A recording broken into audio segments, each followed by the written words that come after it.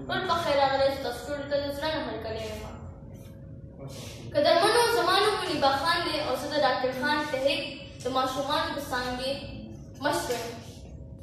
ښاغلو مشرانو، تاسو په خبر یئ چې د نړۍ خواوشا ټول پرمختللي او د پرمختګ په لار روان آزاد او خودمختار قومونو کې خپلو ماشومانو ته په خپله خاوره په خپله ژبه کې زده کړه لاسني ورکولی کېږي.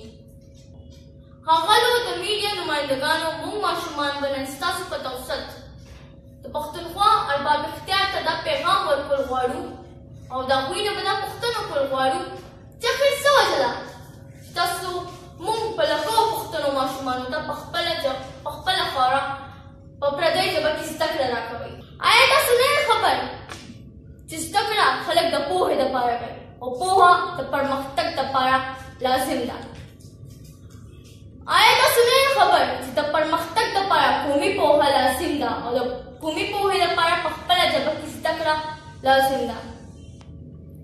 ښاغلو د میډیا نمایندګانو، موږ ماشومان به نن ستاسو په توسط د خپلو مشرانو سترګې غړو غواړو او هغوی ته به دا ویل غواړو چې که چېرې تاسو غواړئ چې پښتون قوم د پښتون قوم په توګه پرمختګ وکړي، نو موږ پښتنو ماشومانو ته زموږ په خپله خاوره په خپله ژبه کې زده کړه راکړئ.